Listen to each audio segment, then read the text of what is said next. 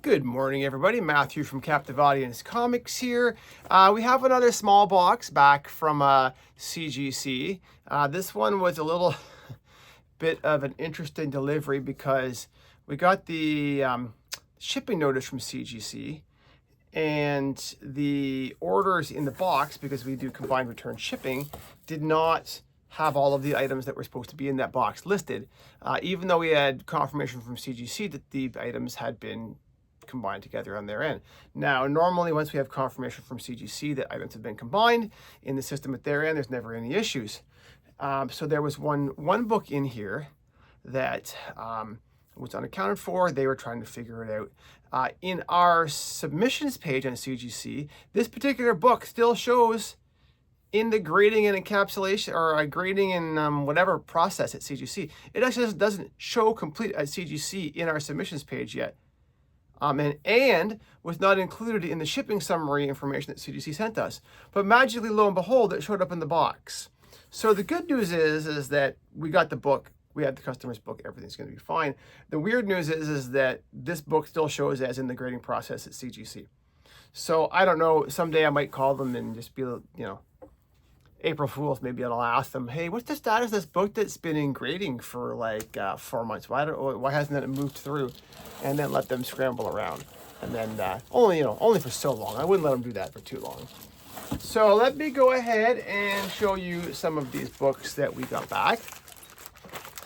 I think there's only one surprise in here. There's always a chance on older books of, you get a little surprise that you didn't know about. But why don't we start off with a very nice book that everyone's always looking for. And we were very lucky for our customer to get back this Incredible Hulk 181 in a 9.6. And I'm sure that obviously he's going to be very happy. This came back higher graded than we expected. It does have some color breaks, very small color breaking spine ticks. But obviously overall, like the back is gorgeous. The back is like perfect. So I guess they, when they look at the average condition of the whole book, they sort of came at the 9.6.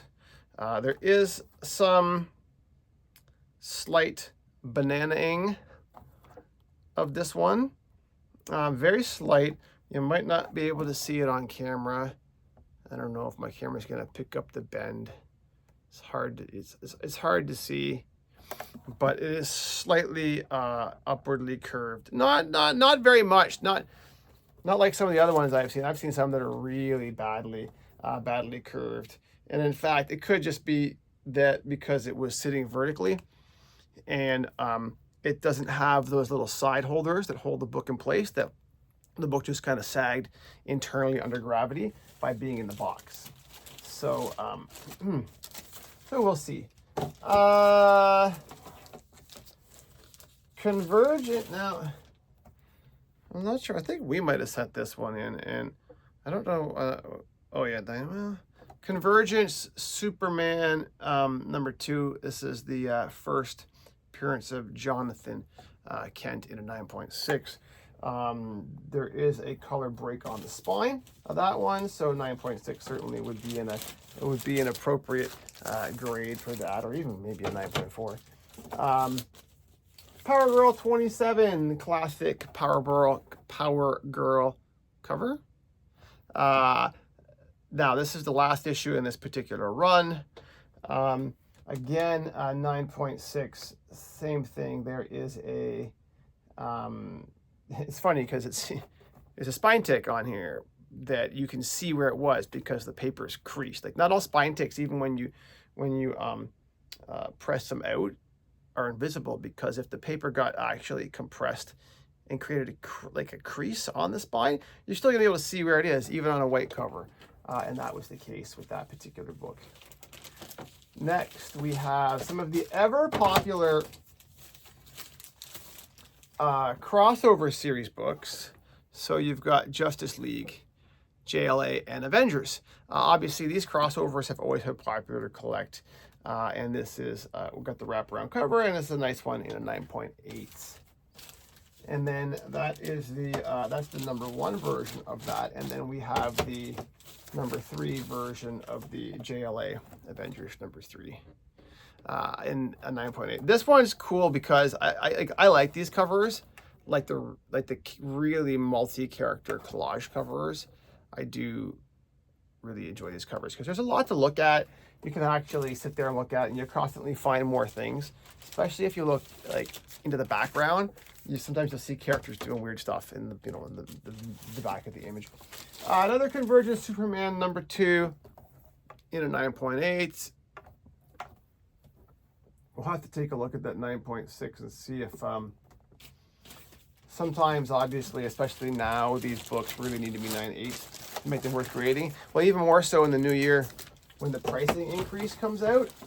It's going to be really important for a lot of these books to normally we wouldn't use like 9.8 pre-screening because we're pretty good on our book estimates, but we may have to start using pre-screenings because the 9.6 9.8 differential is so slight, and the valuation difference can be so drastic, like not even to make it worthwhile, that I might have to stop doing that. All right, second bundle from this package. Okay, I'm gonna leave the Unknown book for last, the one that CGC says is still there being worked on. So we have a Flash #108 in a 6.5. Very nice book. Oh, this is one of my, I love this cover. Now, of course, wish the grade was higher, but was to be expected with this particular item. It's not a lower grade item, but this Batman 142. Very cool cover. You'll see that the top has got some really weird coloration going, and there's lots of like sort of physical damage to the book, lots of creases and scrapes and everything else on this book. But the actual main part, like the center part, is really nice and clean, and you can see how crisp all the characters are. Silver Surfer #1. Again, a lower grade copy. This is a 3.0. And now it's mostly a 3.0 due to fairly extensive water damage. You can see it's had water damage all the way up the spine on there. The actual front of the book is in decent condition. It's actually water stained even all through the top. Now, if it wasn't a square bound, there of course are treatments you could do to reduce the water staining, disassembling the book, soaking and all that kind of stuff. But when you're dealing with a square bound book, it's theoretically possible. I do know some guys that can do it. We don't do it. You need very specialized equipment in order to do that. Silver Surfer #4 in a 2.5. Same issue with this book, obviously, same collection. You can see it's got heavy staining all the way around the back. I'm surprised that the book itself is still such structurally sound. Normally when you see that much water staining, parts of the book kind of start falling apart. Amazing Spider-Man 129 in a 9.0. And this book, it's got very, very slight edge tear, and then it's got some color breaking spine tick. So with the little teeny tiny edge tear, and this is the problem with when you have a cover that has slight overhang over the inside of the book because of printing. See what happens is you end up, see how that flap of the corner is out of alignment, and if you take a look at the back, you can see where the tear is because the paper hung over, and then it tore. And obviously you can press that out flat, but as soon as you put it in a bag in a board or whatever, it's going to curve back down again. Like there's no way that you can magically make that thing float in the air, right? So 9.0, still a beautiful looking book. Tales of Suspense number 52 from 1964.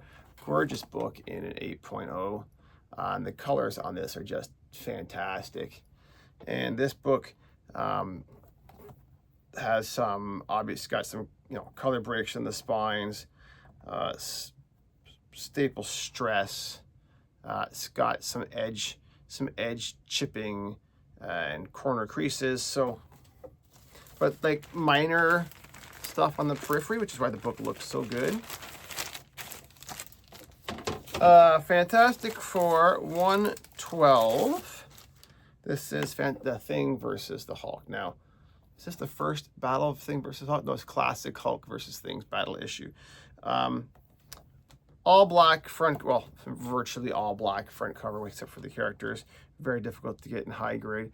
Now this is a 7, and we'll have to take a look at why, because it does look better than a 7. I'll have to take a look at the notes and see why they have it as a 7. Looks like there are some issues on the cover. Well, we'll take a look at that when we'll take a look at the notes.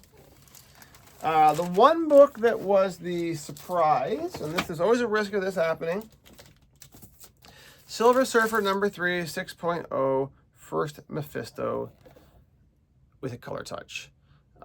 These old books, unfortunately, are prone to color touch, and it's not always easy to spot, and small amount of color touch on cover. And of course, they don't tell you if it's the front cover, the back cover, what part of the cover. They provide you no information because they don't want you to remove it. They want you to send it back to CCS and ask for color touch removal, because CCS will have access to the graders and the inside graders notes, and can probably just find out from CGC exactly where it is and remove it. Even though they say that the companies operate independently, I think we all know that that's not actually the case. And then the missing book that CGC says is still being created is an Amazing Spider-Man number 42. Mary Jane Watson's face revealed for the first time. Second Rhino signature series in a 7.0. Authenticated John Romita. Obviously, this is the old school type of signatures on interior page number 1. So that's everything for this box. We are prepping a big submission to go out very soon. We want to try to beat the price increases in 2026. So we have a mix of customers' books and our own books to go out. If you have magazines you want to send, we do have a client who has some magazines they want to go, obviously they have to ship back separately. We can't do combined shipping on magazines.